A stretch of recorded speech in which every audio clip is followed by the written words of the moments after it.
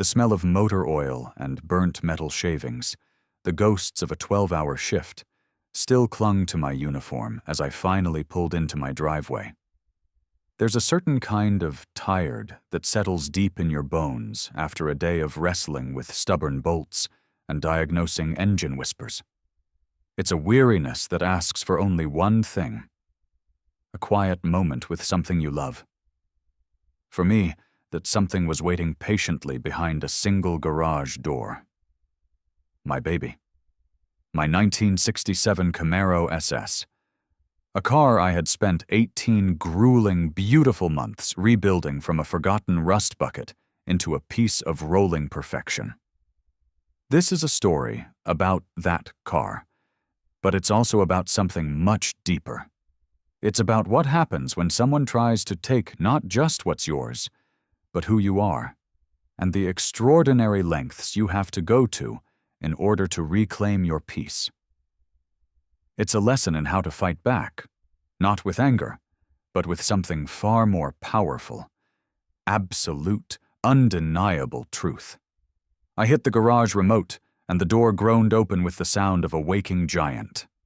There she was, chrome glinting under the dim garage light like a captured star, her paint so deep and black you felt like you could swim in it. A wave of pure, unadulterated pride washed over me, cleansing the day's fatigue. This was my sanctuary. This was my reward. And that's precisely when my world exploded. A shriek cut through the quiet evening air, sharp and venomous. "Thief! Someone call 911! He's stealing my car!" I spun around, my heart lurching into my throat. There, charging across the lawn like a rabid pit bull in designer athletic wear, was my neighbor, Brenda Wilson, the president of our homeowners association. Her cell phone was already pressed to her ear, her face contorted into a mask of theatrical panic. Her voice, loud enough for the entire cul-de-sac to hear, dripped with a poisonous certainty. "Yes, hello? 911. There's a black man stealing my car right this second, in my driveway. You need to send everyone right now." The words hit me like a physical blow. A black man, stealing her car. I was standing in my own driveway, holding the keys to my own car, a vehicle that had my sweat, blood, and savings soaked into its very frame. And in the distance, a faint but unmistakable sound began to grow louder. The wail of police sirens. She had called them before even speaking a single word to me, before asking a single question. In her mind, the narrative was already written, the verdict already delivered. I was guilty. Guilty of being a black man with a nice car in a neighborhood she believed she owned. I stood there, frozen for a heartbeat, the keys suddenly feeling heavy and cold in my hand. The quiet satisfaction of moments ago had evaporated, replaced by a cold, creeping dread. I was about to be arrested for a crime I didn't commit, a crime that was logically impossible in the one place on earth I was supposed to be safe. My own home. The sirens were getting closer now, their cry bouncing off the perfectly manicured houses of Willowbrook Estates.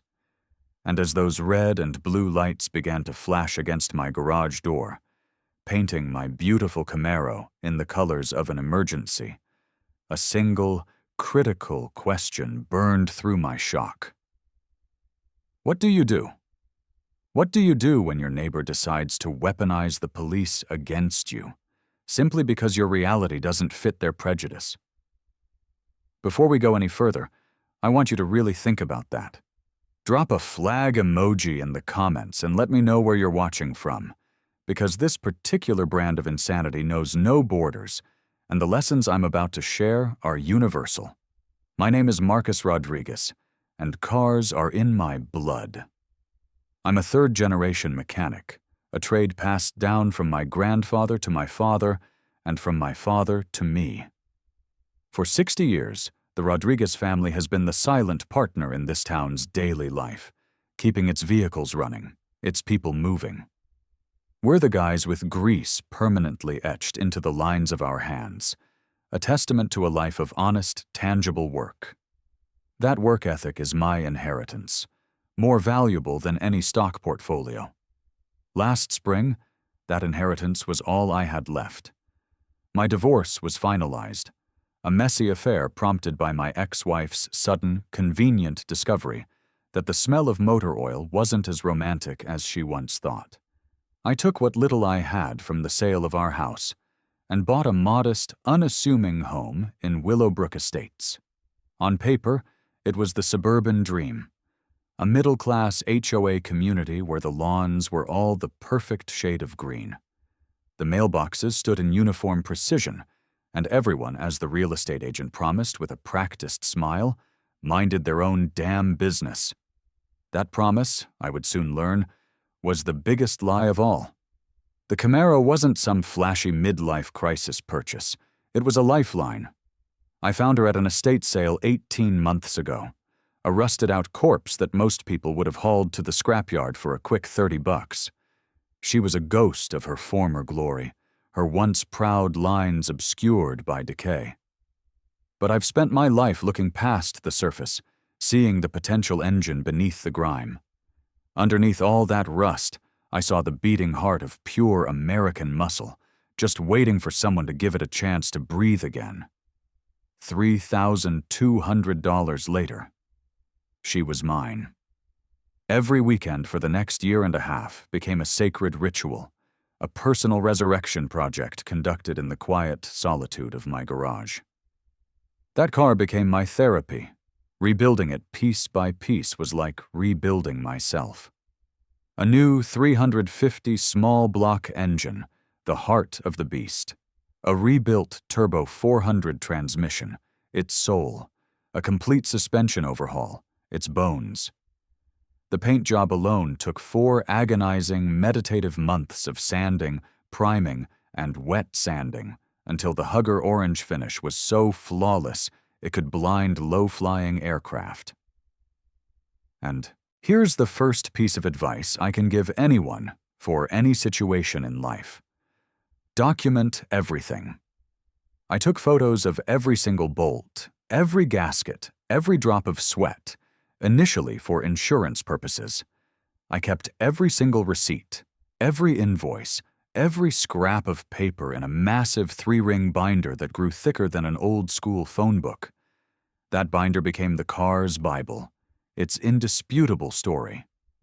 The smell of fresh primer and coffee growing cold on my workbench became my Saturday morning cologne. I lost myself in the meditation of mechanical perfection, a world of logic and order, where every problem had a solution if you just had the patience to find it. It was a world away from the chaos of my life. And then, into that world of order, stepped Brenda Wilson. Brenda was the human embodiment of a homeowners association fever dream. She had moved to Willowbrook 5 years ago, and, through a combination of aggressive volunteering and sheer force of will, had immediately appointed herself queen of everything. She was a real estate agent who drove a pristine white BMW, a car that seemed to get detailed more often than most people shower. She had manicured nails that had never known a moment of actual work, highlighted hair that defied the laws of gravity, and a smile that could freeze antifreeze. For 3 years, she'd been HOA President, running unopposed because, frankly, no one else wanted the job of neighborhood Gestapo duty. Her specialty was weaponizing paperwork. She wielded the HOA covenant like a holy text, finding sin in the most mundane of details. Trash cans left out 12 minutes past the designated pickup time. A fence post measuring 2 1/8 inches instead of the regulation 2 inches. A mailbox font that wasn't on the approved Willowbrook list. The woman once cited me because my grass, and I quote, allegedly exceeded the 2.5-inch maximum height. She showed up with an actual ruler to prove her point. Just maintaining community standards, Marcus, she'd said. That synthetic, perfectly white smile, never wavering. That smile was her armor. It was designed to be impenetrable, to let you know that any argument you made was irrelevant because she had already decided she was right. It was a smile that didn't reach her eyes. Instead, it seemed to drain all the warmth from them, leaving behind something cold and predatory. I saw that look 2 weeks before the garage door incident. I was in my garage, bleeding the brake lines on the Camaro. The sharp screech of my impact wrench apparently offended her delicate sensibilities. She marched over, arms crossed, her face a mask of polite concern that fooled no one. "Excuse me," she'd said, her voice dripping with condescension. "But there's a noise ordinance. No power tools after 6 p.m. I wiped the brake fluid from my hands with a shop rag, determined to stay diplomatic. You see, when you're dealing with someone like Brenda, losing your cool is losing the game. They feed on emotional reactions, so I gave her facts. Actually, Brenda, the city ordinance permits hobby work until 9 p.m. I'd be happy to show you the documentation." Her smile turned arctic. The thin veneer of neighborly concern vanished, replaced by a chillingly clear threat. "Well," she said, her voice low, "we'll see about that.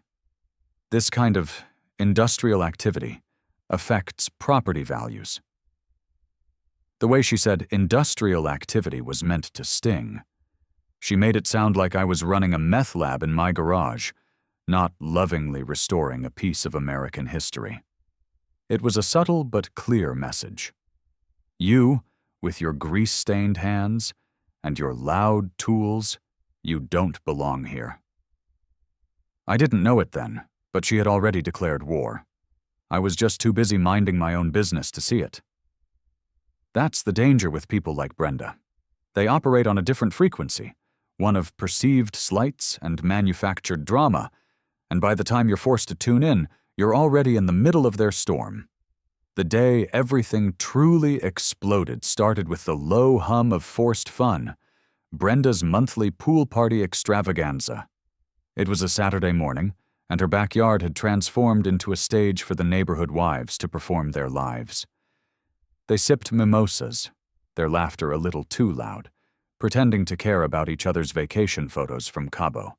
I could hear it all through my garage walls, a symphony of artificiality.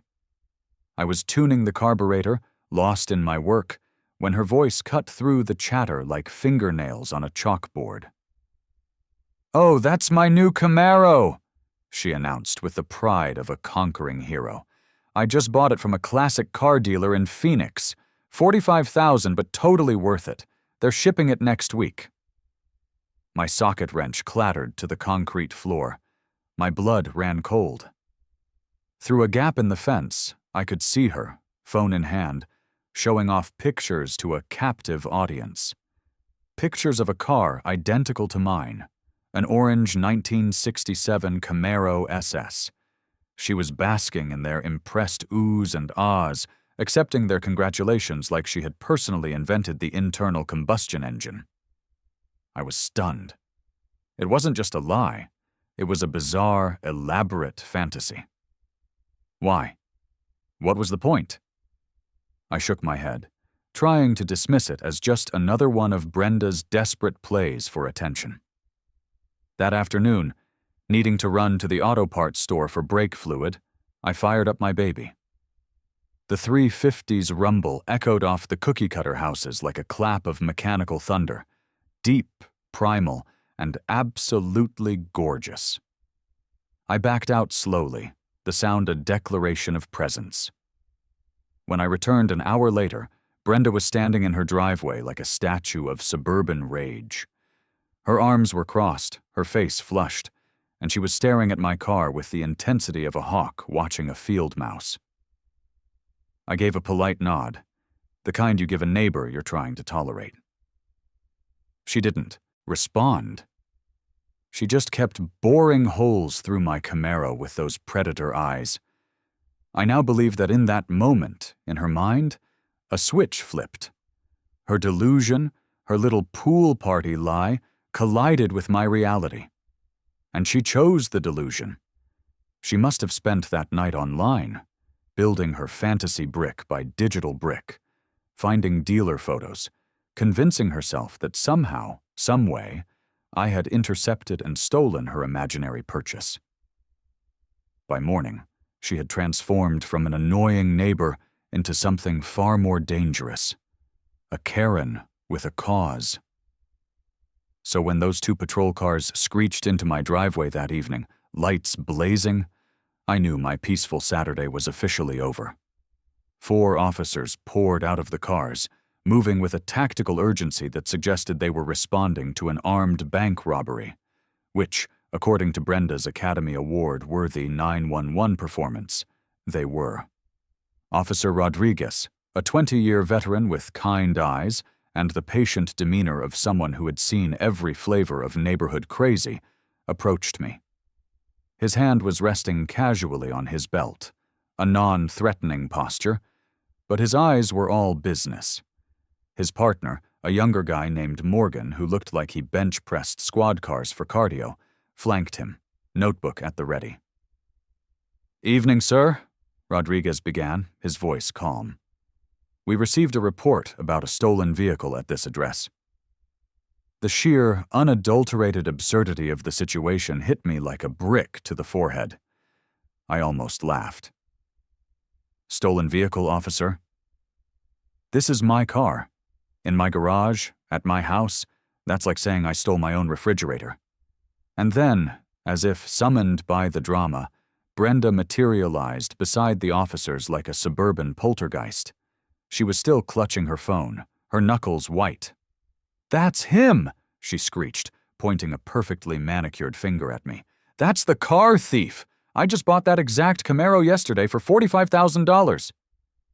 I took a deep breath, tasting the lingering exhaust fumes from my perfectly legal muscle car. This is the moment where most people lose. They get angry, they yell, they let the injustice overwhelm them. But my old man always said, documentation beats desperation every time. So I stayed calm. I channeled that lifetime of mechanical precision into my response. "Officers," I said, my voice even, "I can prove ownership right now." I pulled out my phone and scrolled to the photo album I had obsessively maintained for 18 months. "This car has been mine for a year and a half. I rebuilt every single bolt on it from scratch." I handed the phone to Officer Rodriguez. He studied the progression photos with what looked like genuine interest. He saw the car as I first had, a rust bucket on blocks. He swiped through the images. The car stripped down to a rolling chassis, me covered in primer dust, the engine block being lowered into the bay, me stitching the new interior. His eyebrows climbed higher with each photo. "That's some serious craftsmanship," he murmured, zooming in on a shot of the pristine engine bay. "You do this professionally?" "Family business," I replied, a small bit of pride cutting through the tension. "My grandfather would have beaten me with a wrench if I'd done sloppy work." Meanwhile, Brenda was having what appeared to be a full psychological meltdown. "He's lying! He forged those! Look at these!" She thrust a stack of printed photos at the officers. They were glossy, generic dealer stock photos, clearly downloaded from some website 5 minutes before she called 911. "I wired the money yesterday," she insisted. "They were shipping it this week." Officer Morgan took her evidence and examined it with the enthusiasm of someone reviewing tax documents. There were no VIN numbers, no actual paperwork, just shiny pictures that could have been any orange Camaro built since 1967. "Ma'am," Rodriguez said, his patience clearly wearing thin, "do you have any actual purchase documentation, a bill of sale, wire transfer receipts, contact information for the dealer?" Brenda's face turned the approximate color of a fire engine. It's all being processed. The dealer said paperwork takes time for classic cars." It was a weak, improvised lie, and everyone knew it. While she was stammering, I was digging through the workbench in my garage. And I came back with the Holy Grail, my 3-ring binder, the Bible. I opened it to the first page and handed it to Rodriguez. Here's my DMV registration, 18 months old. My name, this address, with a VIN that matches the one on the dash right there. His flashlight beam danced across the official state document, then to the VIN plate on the car. Everything aligned perfectly. The numbers, the dates, the signatures. It was an ironclad, indisputable chain of ownership. Insurance policy too, I said, flipping to the next plastic sleeve. Progressive required photos of the restoration progress for the agreed value coverage. It's all here. Officer Chen was scribbling notes furiously, occasionally glancing at Brenda's increasingly creative explanations. The woman was unraveling faster than a clearance rack sweater. She was now claiming I was part of a sophisticated identity theft ring that had somehow intercepted her purchase mid-transit. "Officers, he obviously forged everything," she shrieked. That's when I decided to deploy the nuclear option. From the very back of the binder, I carefully extracted a single piece of yellowed legal paper. Its edges were soft from handling and memory. It was the original bill of sale, written in the shaky, beautiful cursive of a 93-year-old widow. 1967 Chevrolet Camaro, I read aloud. Condition, as is. Extensive rust damage throughout. $3,200, cash. Buyer assumes all responsibility. Below that was a signature that belonged in a museum. Eleanor Hutchinson, from the estate sale. I had her phone number and the date from 18 months ago, right there on the page. Eleanor was selling off her late husband's old project cars, I explained quietly. She was the sweetest lady you'd ever meet. Made me promise I'd bring the car back for her to see when I finished it. The silence that followed was so complete, I could hear my neighbor's sprinkler system kick on 3 houses down. Officer Chen closed his notebook with the finality of a judge's gavel. "Ma'am," he said, turning to Brenda, "this gentleman has a clear and documented chain of ownership spanning more than a year. Your evidence appears to be printouts from the internet." Rodriguez's tone shifted. It was that special register cops reserve for people who are wasting their time and about to cross a very serious line. "Ma'am, I need to inform you that filing a false police report is a misdemeanor offense in this state.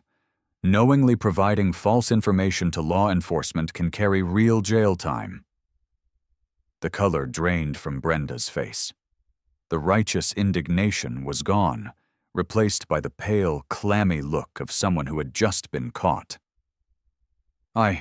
There must be some terrible mistake," she stammered, trying to retreat. "The stress of car shopping. You know how confusing these things can be." But her eyes, as she glanced at me, told a different story. They weren't confused. They were cold with calculation. As the officers got back in their cars, their parting words a polite but firm, "Have a good night, sir," to me, I caught her staring at me through her living room window. There was no remorse in that stare. There was only the cold, hard glint of a chess master planning her next move. This wasn't over. This was just round 1. Monday morning slapped me awake with the subtlety of a diesel engine backfiring. I was stumbling to my mailbox in yesterday's work clothes, a steaming coffee mug in my hand, when I saw it. Tucked inside like a venomous snake was an official envelope from the Willowbrook Estates Homeowners Association. My hands, usually steady enough to thread a needle-sized bolt, trembled slightly as I opened it. "Notice of covenant violation," the header screamed in an aggressive serif font. The violation. Unauthorized commercial vehicle storage. The citation claimed my work van, a perfectly ordinary Ford Transit with Rodriguez Family Auto painted cleanly on the side, violated community standards. The fine was $200 with a 48-hour compliance deadline. And there at the bottom was Brenda's signature, a flourish of ink that looked like she had just signed my death warrant. This was her response. She couldn't beat me with facts, so she was going to try and bleed me dry with regulations. Through my kitchen window, I watched her power walk past my driveway, her pace brisk and self-important. She shot a venomous glance at my van, as if it were parked on her grandmother's grave. Her morning jog route, I noticed, had mysteriously expanded to include 17 passes by my house. I counted. She was gathering intelligence, looking for any crack in my armor.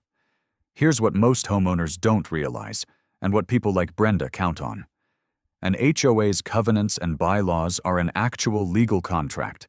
They aren't just suggestions written by suburban dictators having a midlife crisis. But that legal power is a double-edged sword. My divorce, as painful as it was, had taught me one invaluable lesson from my lawyer. Everything has a paper trail, and paper trails don't lie. I spent my lunch break not eating, but at the county courthouse, digging through public records. I felt like an automotive archaeologist, searching for a specific fossil in a mountain of sediment. And I found it. It was better than finding a winning lottery ticket in the pocket of an old jacket. My work van was purchased in 2017. The Willowbrook HOA enacted their new, restrictive commercial vehicle rules in 2020. And right there, in black and white, was the clause Brenda had either ignored or didn't understand. Any vehicles owned by residents before a rule change are automatically grandfathered in, protected by state law from retroactive enforcement. She had zero legal authority. Zero. I drafted a response letter that would have made my old man proud. It was polite, professional, and brutally factual. I attached a copy of my vehicle purchase documentation from 2017 and a highlighted copy of the HOA's own rule change document from 2020. I hand-delivered it to the HOA management office that afternoon. The receptionist's eyes widened as she read my rebuttal.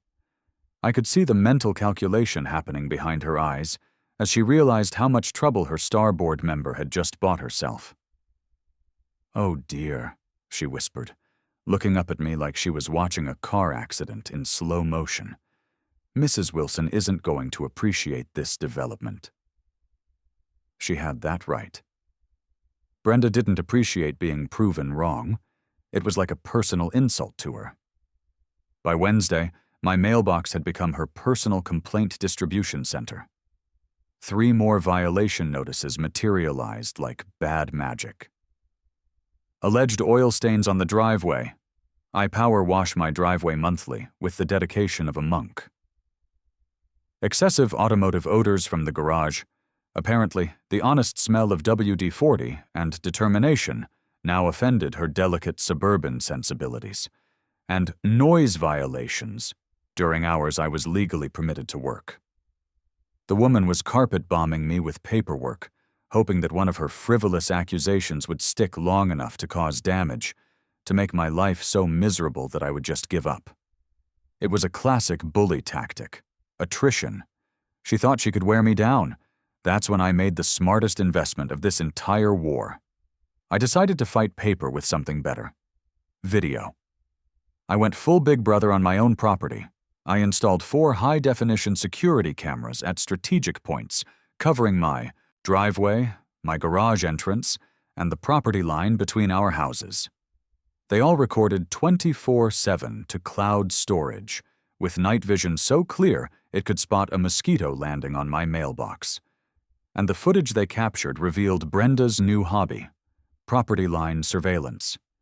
Every morning, like clockwork, she would patrol our shared fence with her iPhone, taking photos of my property.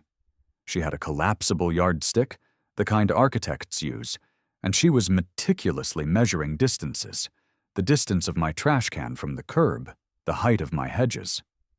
The woman had turned neighbor watching into an Olympic sport, and she was going for gold. The footage was both comical and chilling. She was building a case, brick by fabricated brick. and I knew, with a certainty that settled like a cold stone in my stomach, that she was just getting started. Thursday evening brought the nuclear option. Tucked into my mailbox at 4 p.m. was a notice for an emergency board meeting to address my ongoing violations. The meeting was scheduled for 7 p.m. that same evening. It was a barely legal notification window, a classic ambush tactic designed to prevent anyone from mounting an actual defense. She wanted a kangaroo court, and I was the kangaroo. I showed up at the community center clubhouse expecting a hostile crowd. Instead, I found something far more pathetic. It was just 3 middle-aged women sitting around a cheap conference table, like they were planning a church fundraiser. There was Brenda, of course, seated at the head like a queen presiding over her court. To her right was her nervous lieutenant, Clara, a woman who seemed to apologize for breathing too loudly, and on her left was Janet, whose primary qualification for board membership appeared to be her ability to nod enthusiastically at everything Brenda said. "Where's the rest of the board?" I asked, taking a chair directly across from this improvised tribunal. Brenda's smile could have preserved meat for the winter. "This is quite sufficient for tonight's business," she said, her voice smooth as glass. "We're here to discuss your continued disregard for our community standards. Therefore, we are implementing an emergency ban on all automotive repair activities in Willowbrook, effective immediately. Your past violations carry a $500 fine." She said it with such finality, as if the words themselves made it law. She expected me to argue, to get angry, to storm out. She wanted a reaction. I gave her something else. I pulled out my phone and opened the digital copy of the HOA bylaws I had downloaded and memorized that afternoon. This is the part of the story I want you to remember. Knowledge is power, but applied knowledge is a tactical nuclear weapon. I let the silence hang in the air for a moment before I spoke. "That's a fascinating theory, Brenda," I said, my voice calm and conversational. I scrolled through the document on my phone like I was reading a restaurant. Menu. "But according to Section 4.3 of our own bylaws, any voting matters require a minimum of 7 days advanced written notice to all homeowners." I looked up, making eye contact with each of them. "And," I continued, scrolling to another section, Section 4.7 mandates that a quorum of 5 board members must be present for any official vote to take place." I looked around the pathetically empty room, then back at them. "I only count 3 people here, which gives this meeting all the legal authority of a neighborhood book club." Clara's face turned the color of overcooked shrimp. Janet stopped nodding and looked like she had just swallowed a bug. Brenda's smile finally cracked. "Well, this is just a preliminary discussion," Clara stammered, trying to salvage the situation. "Oh, I see," I said, my tone still light.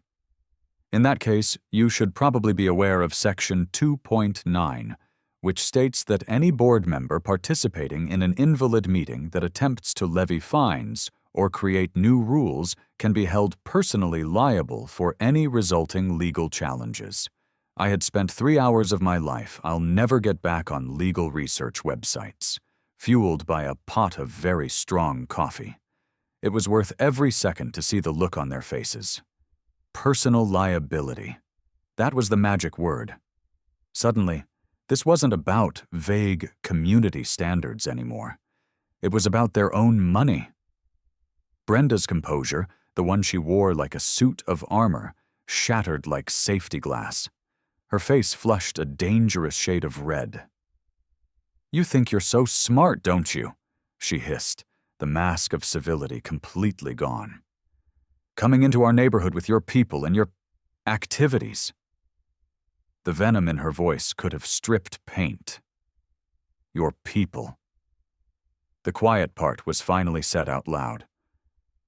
"But my old man taught me something valuable about dealing with bullies.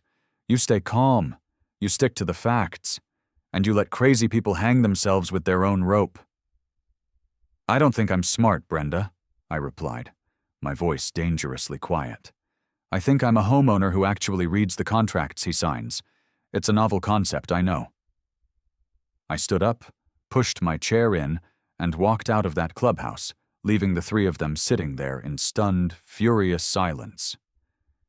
I had won the battle, but as I walked home under the perfectly spaced streetlights of Willowbrook Estates, I knew the war was about to escalate in ways I couldn't even imagine. That night, another neighbor, a guy named Tom, who lived a few houses down, appeared in my driveway. He looked apologetic and slightly embarrassed. "Hey, man," he said, shifting his weight. "I heard what happened at the meeting. Just wanted you to know, most of us think she's completely lost it." He paused. "A few of us are grabbing coffee tomorrow morning to talk. I think it's time we did something. You in?" And just like that, I wasn't alone anymore. Friday morning brought an unexpected doorbell symphony at 7:15 a.m. Standing on my porch was a man with a clipboard and the 1,000-yard stare of someone who had spent too many years mediating neighbor wars. He introduced himself as Dave Martinez from City Code Enforcement. "Sorry to bother you this early, Mr. Rodriguez," he said, his voice weary.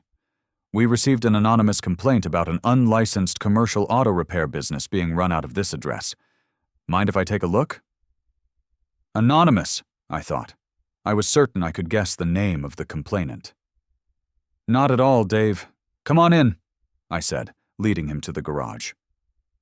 I opened the door, and the morning light illuminated my weekend sanctuary. The smell of metal polish and clean motor oil hung in the air like expensive aftershave. Every tool had its designated home on pegboard walls that would make a Swiss watchmaker weep with envy. It was meticulously organized, spotless. Dave's tension visibly evaporated the moment he stepped inside. "Jesus," he said, a slow smile spreading across his face. "This is cleaner than the shop where I get my truck serviced?"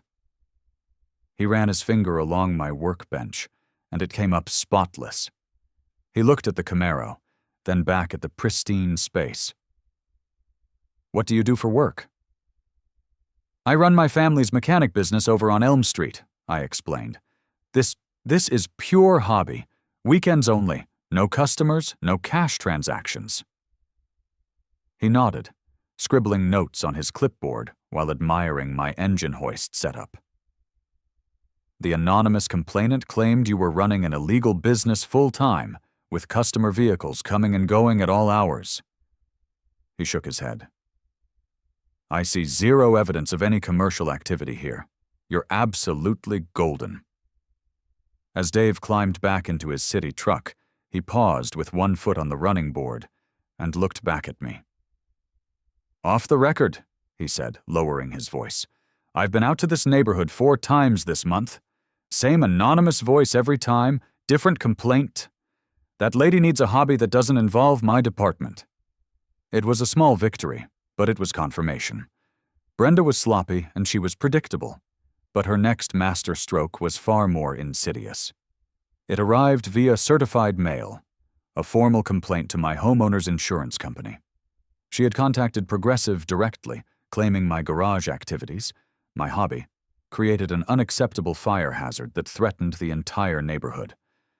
The letter was a work of fiction, describing imaginary piles of oily rags and unsafe wiring. It demanded an immediate inspection or the cancellation of my policy. When my insurance agent Bill showed up the following Tuesday, I braced myself for a bureaucratic nightmare. Instead, I found a kindred spirit. Bill was a car guy. He spent the first 10 minutes admiring the Camaro's engine bay like it was the Sistine Chapel. He checked my fire extinguishers. I had 3, all commercial grade and fully charged. He inspected my wiring, which was all new and up to code. He looked at my sealed, fire-safe containers for flammable liquids. "Someone's definitely trying to screw with you," he said, signing off on his inspection report with a satisfied flourish. "Your fire safety setup here exceeds commercial standards. Half the garages in this neighborhood are death traps, with their rusty propane tanks and daisy-chained extension cords. You're a model of safety. Bill's company responded by sending Brenda a sharply worded cease and desist letter. It was the corporate equivalent of a legal slap to the face, basically translating to, "Stop filing fraudulent insurance claims, or we will prosecute you for fraud, Karen." I thought that might finally be enough. A warning from law enforcement, a failed code enforcement complaint, a legal threat from a multi-billion-dollar insurance company. Surely any sane person would back off. But our neighborhood Napoleon had just discovered the nuclear weapon of modern suburban warfare. Social media. The Willowbrook Neighborhood Watch Facebook group materialized overnight like a digital cancer.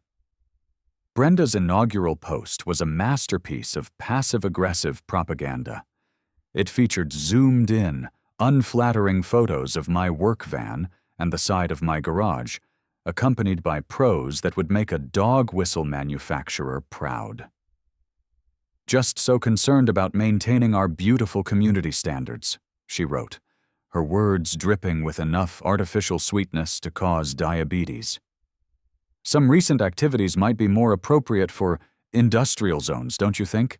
We have to protect our property values." Tom showed me the screenshots over coffee, his face red with anger. 23 people joined in the first hour, he said. "It's like watching a dumpster fire, but you can't look away."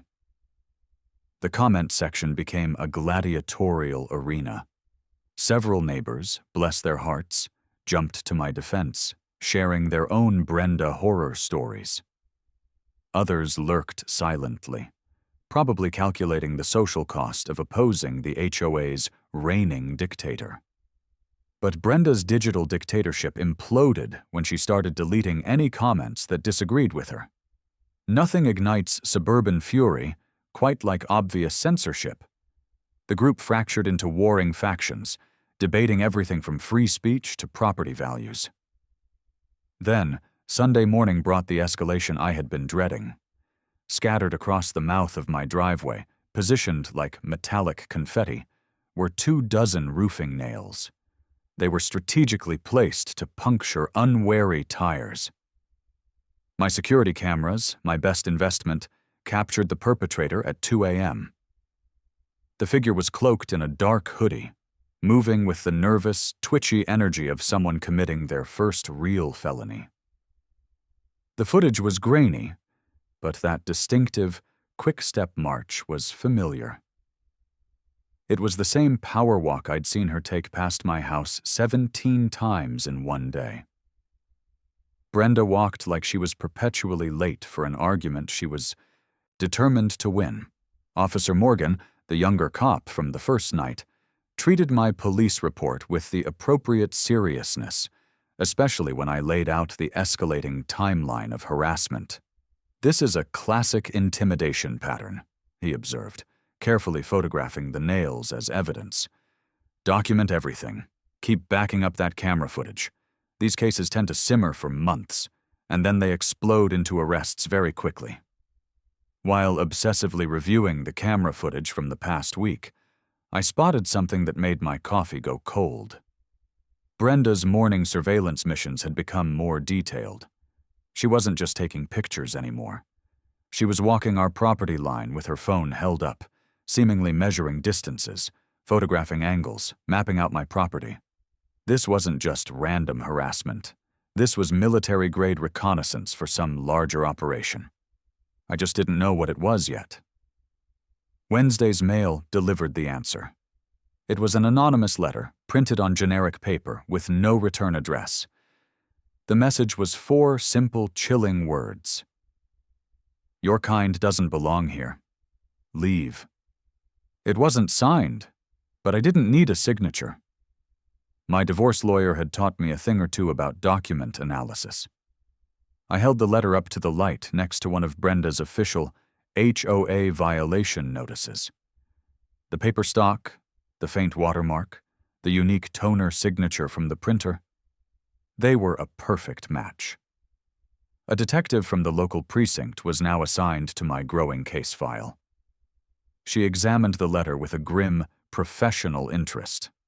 Anonymous threatening correspondence like this can qualify for hate crime prosecution under both state and federal statutes, she explained. We're building a substantial criminal case against your neighbor, Mr. Rodriguez. Just keep documenting. That evening, Tom's coffee shop coalition had expanded. There were 6 of us now, 6 households, each armed with our own binder of Brenda's abuses. Mike, a lawyer, had been fined for unauthorized mailbox fonts. Sarah, an accountant, had been cited for planting flowers without architectural committee approval. It's time for coordinated resistance, Tom declared, stirring sugar into his coffee with revolutionary fervor. Individual complaints get ignored, group action gets results. As we sat there, sharing our war stories and legal strategies, I had a stunning realization. In her obsessive, hateful campaign to drive me out, Brenda had accidentally created her own worst nightmare, a unified, organized neighborhood opposition with legitimate grievances and a wealth of professional expertise. The hunter was about to become the hunted, and I knew exactly where to find the ammunition we needed.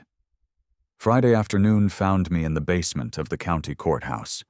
It was a fluorescent-lit purgatory that smelled of old coffee and bureaucratic despair. The records clerk, a woman who looked like she'd been filing documents since the Carter administration, directed me to a research room with all the enthusiasm of someone pointing toward a public restroom. HOA financial records are in the corporate filings, she wheezed, sliding a dusty, heavy box across the counter. Good luck making any sense of that mess. 3 hours later, surrounded by stacks of paper that looked like a tornado had hit an accounting firm, I discovered why Brenda guarded these documents like they were nuclear launch codes. The Willowbrook HOA's financial statements didn't just show mismanagement. They read like a masterclass in creative embezzlement. There it was, in black and white, $15,000 paid to a company called B&B Property Solutions for undefined consulting services. $8,500 paid to Brenda's Best Gardens for landscaping work that had never materialized. $12,000 paid to Wilson and Associates for legal services that, coincidentally, began the exact month Brenda's messy divorce proceedings started. And the beautiful part? The detail that made it all fall into place? All 3 of those companies shared the same business address, 1247 Maple Lane. Brenda's house. My heart was pounding. I pulled out my phone and did a quick dive into the state's online business registry. The results confirmed what my gut was already screaming. B&B Property Solutions, sole proprietor Brenda Wilson, established 6 months after her divorce filing. Brenda's Best Gardens, officially dissolved last year after completing 0 actual projects, and Wilson and Associates was her ex-husband's law firm. The picture was suddenly crystal clear. Our elected HOA president had been systematically looting the neighborhood's reserve fund, funneling our dues into her own personal legal defense fund. I tallied up the suspicious transactions. Over the past 2 years, she had siphoned approximately $78,000. But the discovery that made my hands shake wasn't the theft itself. It was the hunting pattern hidden beneath it. I started cross-referencing the dates of her complaint campaigns against recent real estate sales in our neighborhood. And there it was. Brenda's true business model. She would systematically target a vulnerable homeowner, a new family, a single person, someone she thought wouldn't fight back. She'd harass them with escalating violations and fines for months, making their lives a living hell until they finally broke and sold their house below market value just to escape.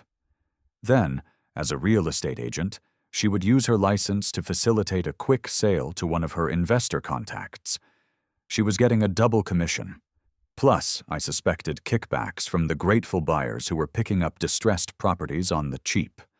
3 families had fled Willowbrook in the past year after surviving Brenda's special brand of attention. The Hendersons sold for $40,000 under their appraisal value after months of citations about their son's basketball hoop creating excessive noise. The Patels surrendered and moved after weekly violations for culturally inappropriate cooking odors that allegedly violated community standards. My case fit her playbook perfectly. A single homeowner, recently divorced, no visible family support network, with a prime property worth $380,000. I was the perfect target for her forced sale manipulation.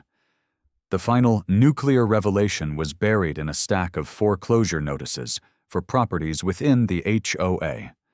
And when I found it, I actually laughed out loud in that tomb-quiet research room. Brenda's own house was in default. She owed $23,000 in unpaid property taxes and was delinquent on her mortgage. Her foreclosure hearing was scheduled for exactly 4 weeks from today. The irony was so perfect, it belonged in a country song. Our HOA president, the woman who terrorized her neighbors over 2.5-inch grass, was a financial train wreck on the verge of losing everything. And it all clicked into focus like adjusting the lens on a camera. The escalating desperation, the increasingly unhinged harassment, the willingness to file a false police report over a car. Brenda wasn't just a power-hungry Karen.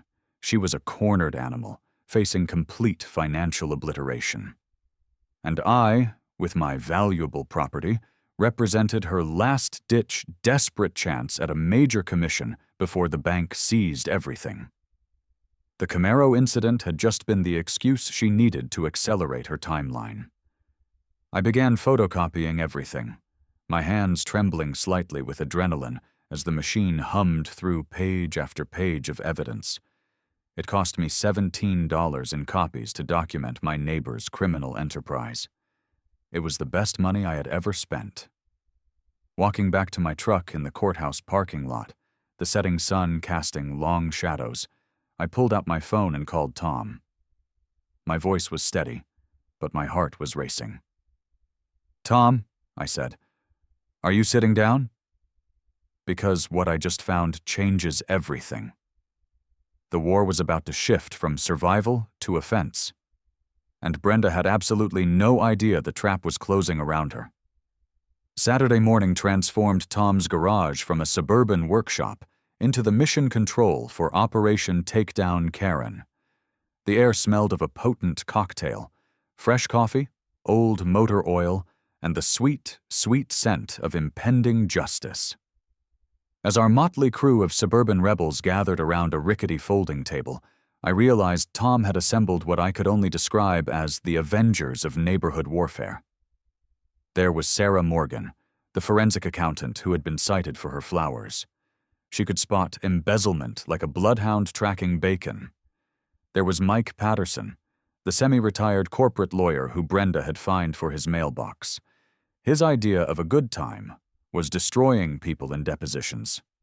Linda Martinez, a high school teacher with organizational skills that would make NASA jealous, was there too. And finally, Carlos Mendez, a general contractor who knew every single building code loophole in the Tri-County area. "Jesus Christ on a cracker," Sarah muttered, spreading Brenda's financial records across the table like a CSI investigator examining murder evidence. She put on a pair of reading glasses and leaned in. This woman's embezzlement technique has all the subtlety of a brick through a window. She's not a criminal mastermind, she's just arrogant. Mike pushed his own glasses up his nose, scanning the documents with the predatory focus of a shark smelling blood in the water. 78,000 in clearly fraudulent transactions, he said, a slow, dangerous smile spreading across his face. The paper trail is cleaner than my grandmother's kitchen. We have a documented harassment pattern, a clear financial motive, and now a mountain of evidence for felony theft. Prosecutors dream about cases this easy. Linda was already at a large poster board, creating one of her signature color-coded timelines. She was mapping Brenda's harassment campaigns against the dates of the real estate sales, and a beautiful, terrible pattern was emerging. "Look at this," she said, tapping the board with a marker. "She targets vulnerable families, escalates the violations for 3 to 4 months, and then, mysteriously, she produces an investor buyer the moment they list the property. It's a textbook racketeering scheme." Carlos leaned back in his folding chair and let out a long whistle that could probably summon dogs from 3 blocks away. "And she's using HOA money to pay her divorce lawyers?" he said, shaking his head in disbelief. "That's not criminal genius. That's criminally stupid." Over the next 2 hours, fueled by coffee and a shared sense of righteous purpose, our battle plan emerged. We broke it down into 4 distinct operations. First was Operation Documentation Fortress. Carlos volunteered to turn our neighborhood into a digital Fort Knox. "I've got wholesale access to security cameras, motion sensors, the works," he said. "We'll get them on every one of our houses. Night vision, cloud backup. If this woman so much as glances sideways at your mailbox from now on, we'll have it documented in courtroom quality 4K.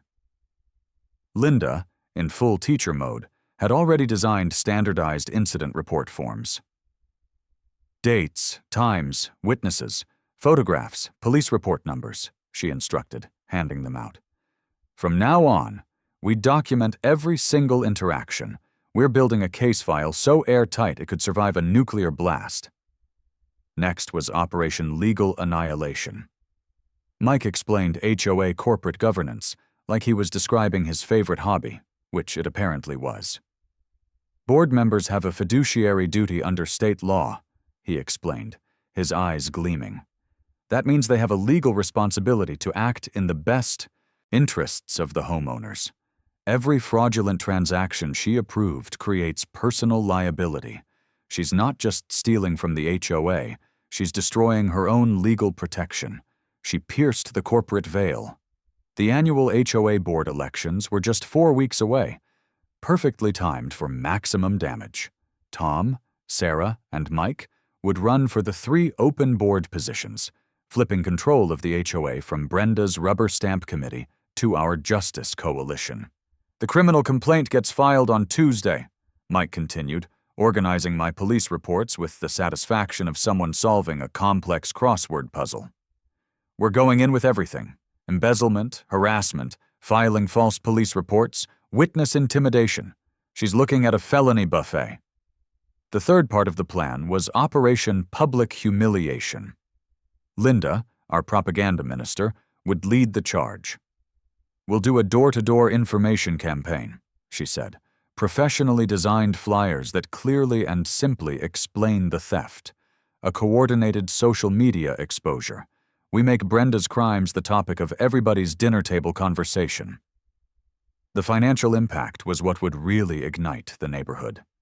$78,000 stolen from 40 households meant that every single family had been systematically overcharged nearly $2,000.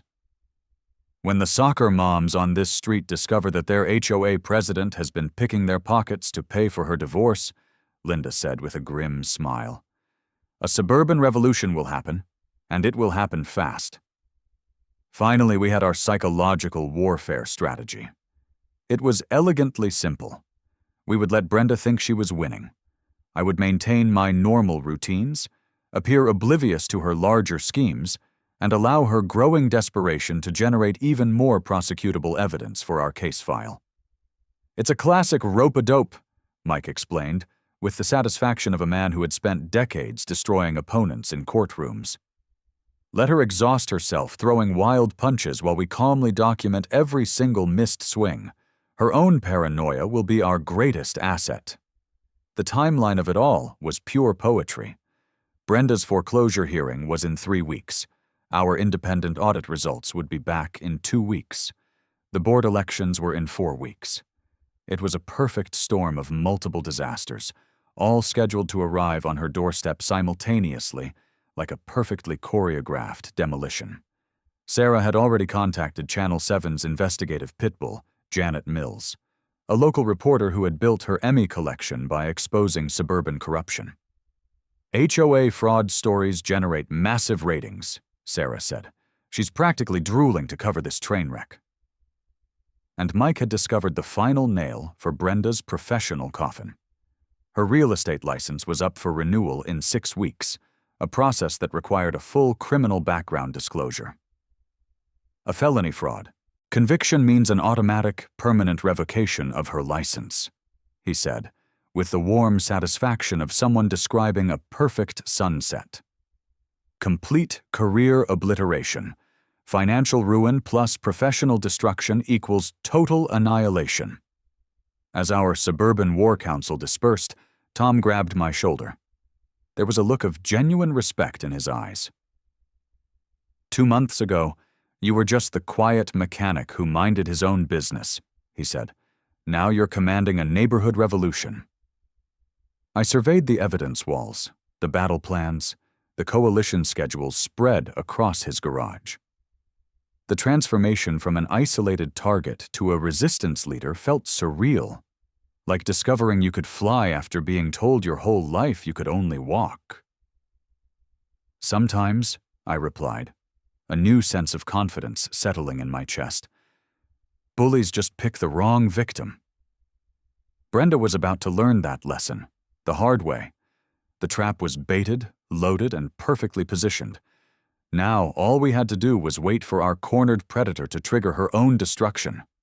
Monday morning brought the sweet, sweet sound of panic. It came in the form of Brenda's voice, echoing across the neighborhood like a fire alarm having a nervous breakdown. She was pacing her driveway at 7 a.m., phone pressed to her ear, gesticulating wildly at anyone unfortunate enough to make eye contact. I need an emergency board meeting tonight, she was yelling into the phone. Something is happening and I need legal protection.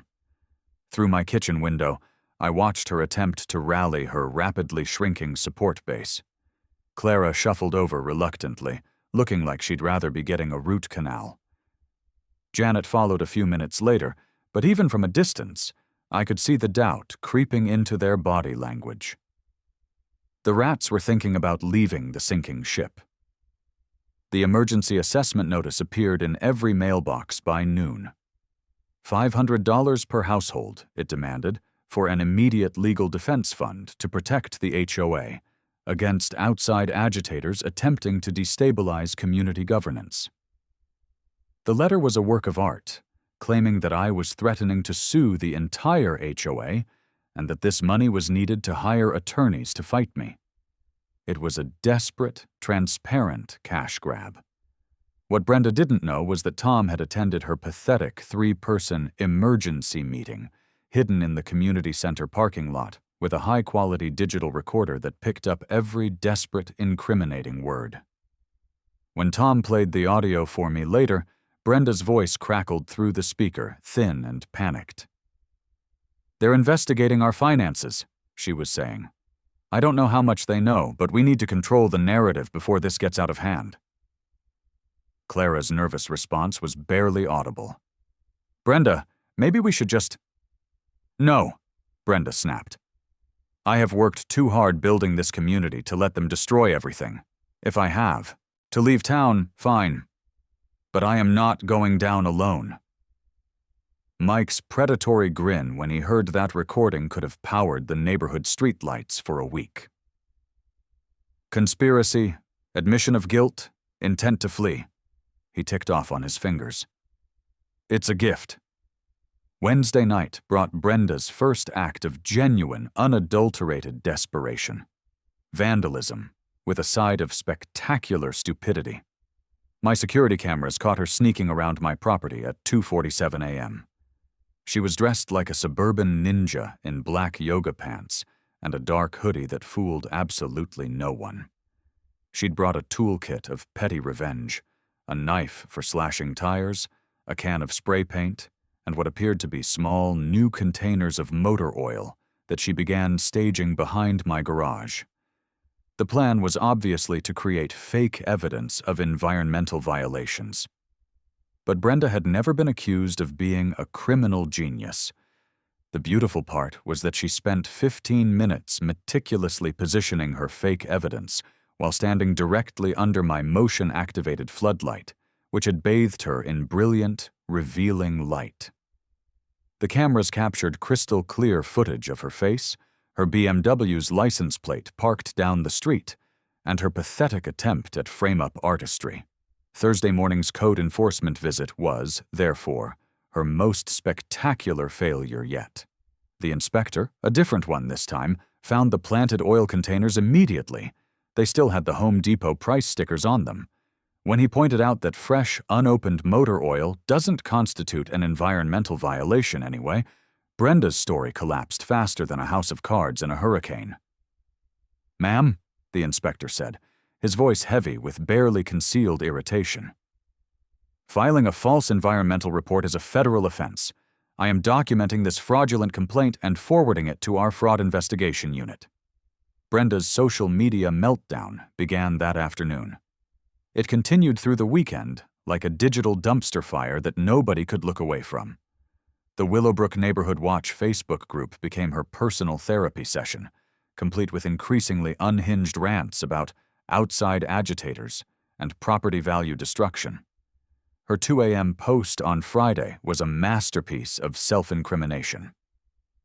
"Some people don't understand that communities have standards," she wrote, the caps lock conveying her fury. "When certain elements move in and start changing the character of our established neighborhoods, decent people have to take action to protect their investments." Screenshot saved. Forwarded to Mike and the police. Saturday brought the bribery attempt that would ultimately seal her fate. Carlos was installing camera equipment at Linda's house when Brenda approached him with all the subtlety of a used car salesman at the end of the month. "I know Marcus is paying you people to lie about me," she said, her voice a low hiss. She pulled out a thick envelope from her purse. $2,000. Cash.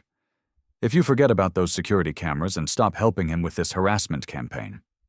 Carlos, bless his contractor's soul, just kept methodically mounting a camera while his phone, sitting on a nearby ladder, recorded the entire conversation. "Ma'am," he said calmly, "I'm just helping my neighbors protect their property. Maybe you should talk to a lawyer." "I don't need lawyers," she shrieked, her voice pitching higher than a smoke detector. "I need this neighborhood back under control. That man has turned everyone against me with his lies and his manipulation." The desperation was so thick you could spread it on toast. She was unraveling in real time, and every frantic, clumsy move was creating another piece of perfect evidence for our growing prosecution file. She had completely lost control, and in doing so, she was handing us everything we needed, gift-wrapped. Sunday evening, Brenda played her final, desperate card. She filed another false police report, this one claiming I had threatened her with a weapon during a driveway confrontation that never happened. By now, the local police department was well aware of her pattern.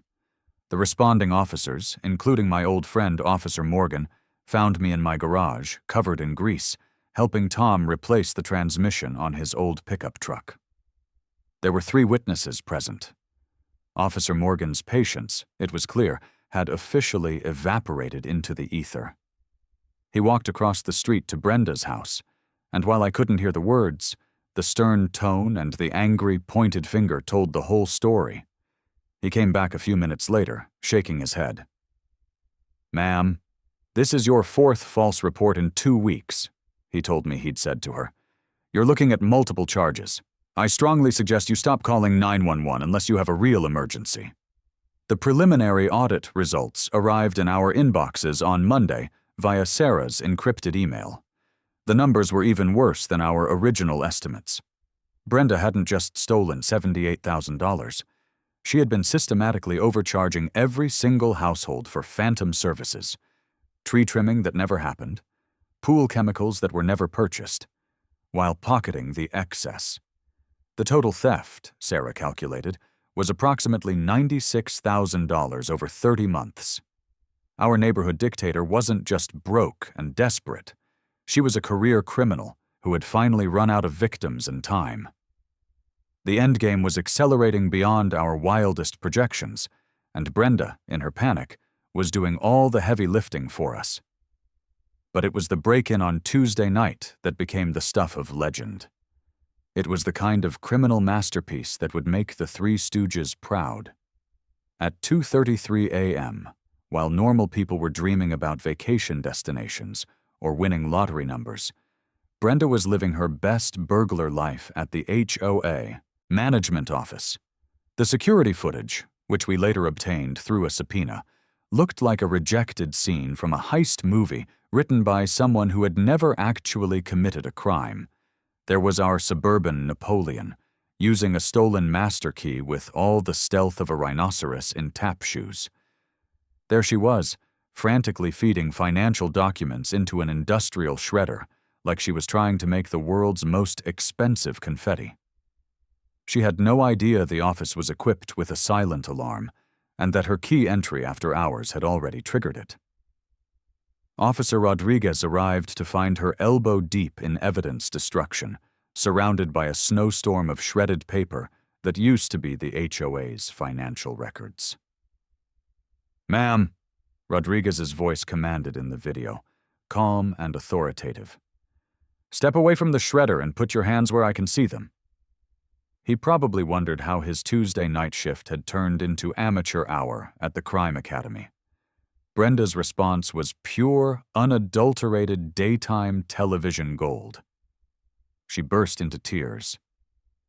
"You don't understand," she wailed, her hands held up in surrender amidst the paper snow. "They're destroying everything I've built. This community was perfect before they came." The smell of an overheated shredder motor and her desperate sweat filled the small office as she was cuffed and read her rights. Watching the footage later, I almost felt a flicker of pity for her. Almost. Until I remembered the nails in my driveway, the false police reports, the venom in her voice when she said, "Your people." Pity was a luxury she hadn't earned. Bail was set at $25,000, which for Brenda might as well have been $25 million. Her financial situation, we knew, resembled the Titanic after its unfortunate encounter with the iceberg. She spent 3 days in the county lockup. Probably the first time in her adult life she had been in a place where there was no manager she could complain to. While our fallen dictator was enjoying government hospitality, Clara, her former lieutenant, made the decision that would seal Brenda's fate forever. Overcome with guilt and a healthy dose of self-preservation, she agreed to visit Brenda in jail. She went with a digital recorder hidden in her purse, and what she captured was nothing short of prosecutorial poetry. When Clara played the recording for our coalition, Brenda's voice, tinny and cracking through the phone speaker, was thick with desperation. "I need your help, Clara. There's money in my garage, hidden behind the water heater. Cash. We can both disappear before this gets any worse." Clara's nervous, mumbled response was barely audible. "Brenda, I can't." $50,000. Brenda's voice was a desperate whisper. "Help me, and we start over somewhere they don't know us." Mike whistled, low and long, when he heard the recording. Admissions of theft, conspiracy to flee, obstruction of justice. Witness, tampering. This woman just confessed to a half-dozen new felonies while sitting in a jail cell. It's like she's actively trying to set a record for criminal stupidity. The trap hadn't just been sprung. Brenda had walked into it, dismantled it, and then reassembled it around herself. Thursday evening's emergency neighborhood meeting packed the community center beyond capacity. The air crackled with righteous fury and the distinctive aroma of cheap community center coffee that could probably strip paint. 43 households showed up, and the collective anger in that room could have powered Las Vegas for a week. Tom stood at the front, no longer just a quiet neighbor, but the de facto leader of a revolution. He presented Sarah's final audit results with the grim satisfaction of a poker player revealing a straight flush. The final numbers were staggering. Brenda hadn't just stolen $96,000. She had operated a criminal enterprise that included phantom vendor payments, inflated service contracts, and kickback schemes totaling $112,000 over 3 years. "Every single family in this room has been systematically robbed," Tom announced, his voice ringing with authority. A wave of gasps and creative profanity that would make a sailor blush rippled through the crowd. "The average theft per household comes to $2,800. The vote of no confidence in Brenda and her remaining board members was unanimous, except for Janet, who abstained while looking like she wanted to tunnel through the floor and emerge somewhere in Canada. 33 households signed a petition demanding Brenda's immediate removal from the board, full criminal prosecution, and complete restitution with interest. Friday morning brought the media circus Brenda had probably always craved, just not in the starring role she had imagined. The Channel 7 news van, led by the investigative pitbull Janet Mills, arrived at dawn. They were soon followed by crews from competing stations who had caught wind of the suburban scandal gold mine. Janet interviewed neighbor after neighbor, her enthusiasm growing with each story of petty tyranny and financial abuse. The evening news led with a headline that was pure journalistic catnip. HOA President arrested in massive embezzlement scheme. It was complete with Brenda's grim mugshot and the security footage of her now infamous document-shredding performance art. My interview required every ounce of the diplomatic training my messy divorce had provided. I stood in front of my garage, the Camaro a silent, gleaming witness behind me. "This isn't about revenge or getting even," I told the camera, choosing my words with care. "It's about holding people accountable when they abuse a position of trust. This is about ensuring our neighborhood is a safe and fair place for everyone." The story exploded. It went viral on social media faster than gossip at a high school reunion.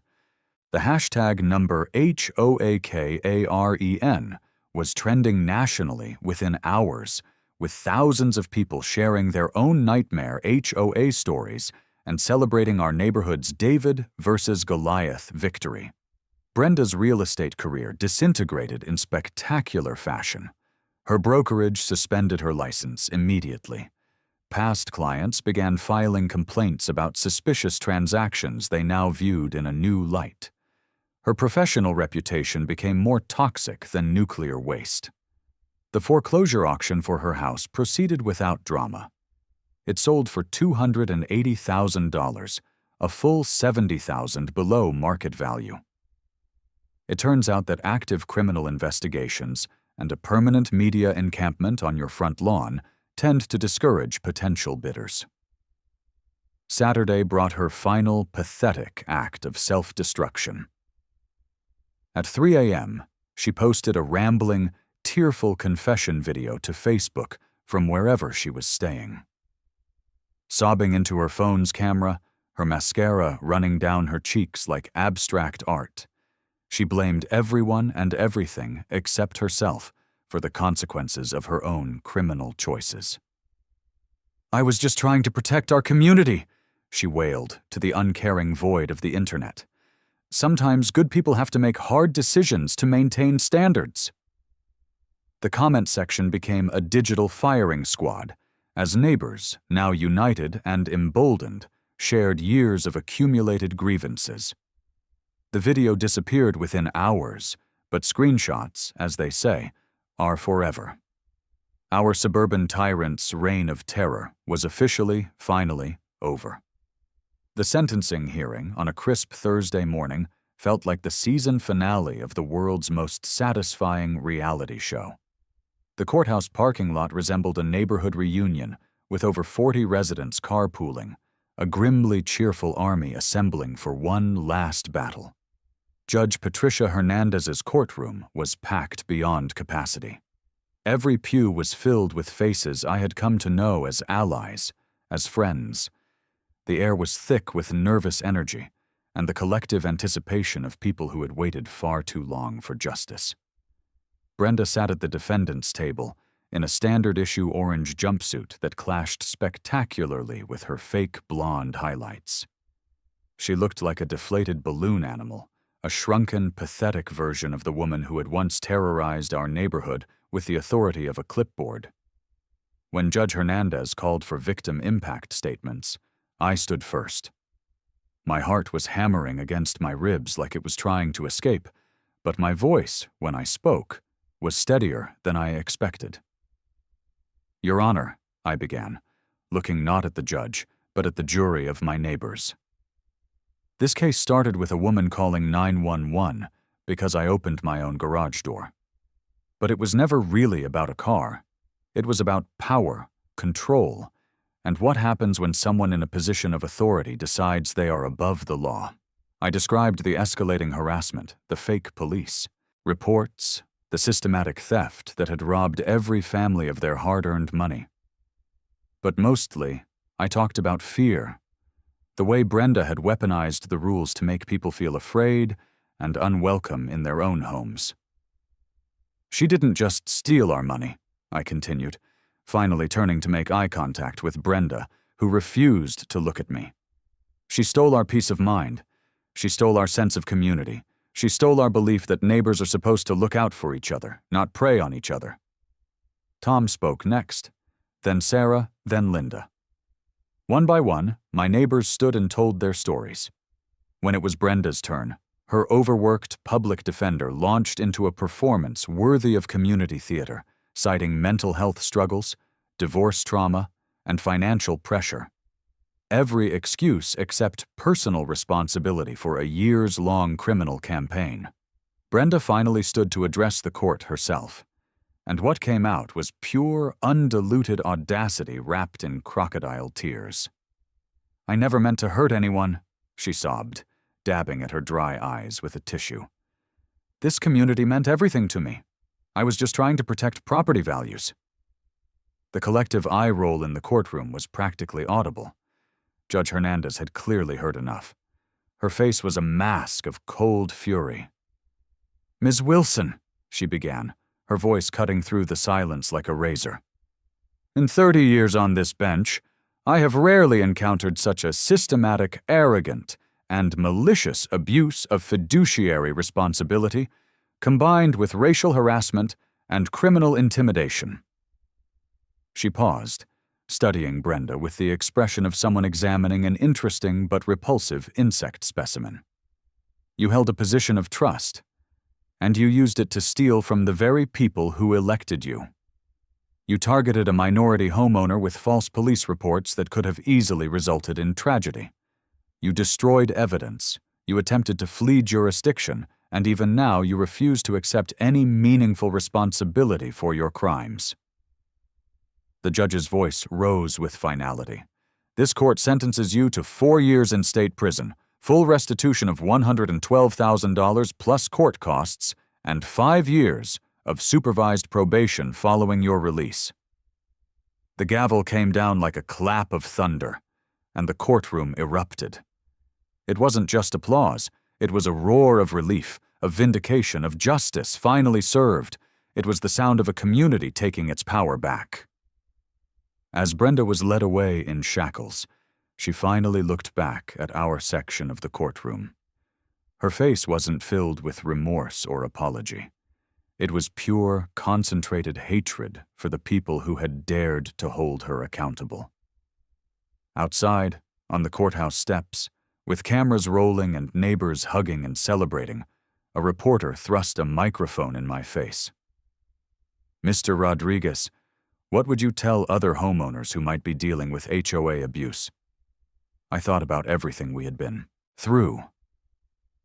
The fear, the sleepless nights, the endless documentation, the coalition building, the months of preparation that had led to this single triumphant moment. "Document everything," I said, the words feeling heavy with the weight of our struggle. "Build your community. And never forget that the truth always wins." 6 months after Brenda's sentencing, Willowbrook Estates had transformed. The quiet tension that used to hang over our neighborhood like smog had been replaced by the smell of Saturday morning barbecues and the sound of kids playing in yards without fear. Our new HOA board, Tom as president, Sarah as treasurer, and Mike handling legal affairs, had implemented radical concepts like transparency and common sense. Monthly financial reports were posted online for everyone to see. Board meetings were actually announced in advance, and violation notices, which were now exceedingly rare, required photographic evidence and offered reasonable timelines for resolution. The community garden project, something Brenda would have cited into oblivion, was now flourishing in a formerly restricted use area behind the clubhouse. Linda coordinated the planting schedule with the efficiency of a military general, and watching neighbors who had barely spoken before now sharing tomato seedlings was better than any therapy. And here's the beautiful irony. Our property values, the very thing Brenda claimed to be protecting with her tyranny, had increased by 15% since her removal. It turns out that prospective buyers are more attracted to neighborhoods known for community that united to defeat corruption than they are to ones known for HOA President embezzles money while harassing minorities. Who knew? The restitution payments started arriving in monthly installments, like a Christmas bonus spread across the year. Every household received their stolen money back, plus interest. Watching my neighbors use those funds to pay down credit cards, plan actual vacations, or just breathe a little easier felt like a profound form of economic justice in action. Brenda's reality, from what we heard, was considerably less comfortable. According to Clara, who had maintained some contact out of a strange mix of guilt and morbid curiosity, our former neighborhood Napoleon was working in the prison laundry for 60 cents an hour and sharing a cell with a woman who had committed actual armed robbery. The documentary film students from the State University turned our story into a short film they called Garage Door Justice, an American Story. It won the Regional Film Festival and was even picked up for national distribution on a streaming service. I donated my appearance fees from the film to establish the Willowbrook Automotive Education Scholarship. It was funded by Brenda's ongoing restitution payments, which felt like a perfect poetic justice with a mechanical twist. 3 teenagers from our town have already received scholarships to attend technical college for automotive programs. Watching the first recipient, Diego Martinez, Linda's nephew, graduate with an associate's degree in automotive technology was better than any car show trophy I could ever win. My personal life had evolved in ways I never expected. Sarah, the forensic accountant, and I had been dating slowly and carefully for 4 months. We bonded over our shared experience of standing up to a bully and discovered that a meticulous accountant and a detail-oriented mechanic had more in common than either of us might have guessed.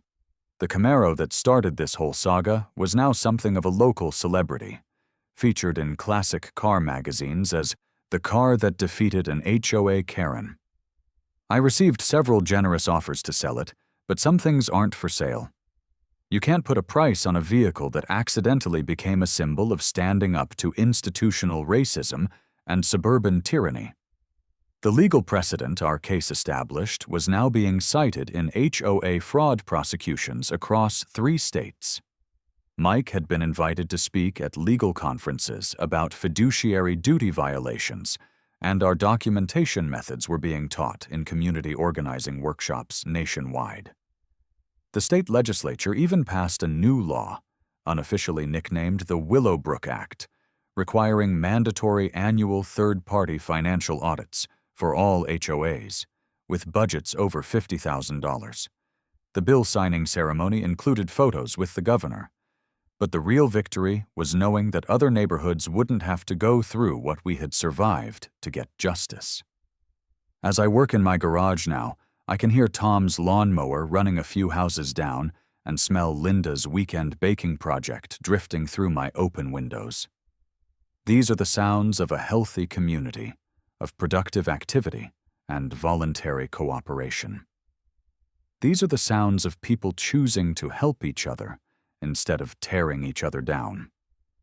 We didn't just defeat a bully, we discovered what a real community is capable of when good people decide to fight back together. Your own story might be the spark that inspires someone else to fight back against their own neighborhood tyrant. So I encourage you to share your experiences in the comments below. Your documentation and your persistence matter more than you know. And don't forget to subscribe, because we have so many more stories to share that prove that justice can still work when ordinary people refuse to accept extraordinary nonsense.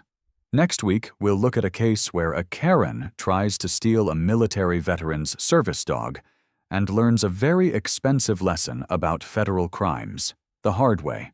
From all of us here at HOA Stories, thanks so much for watching.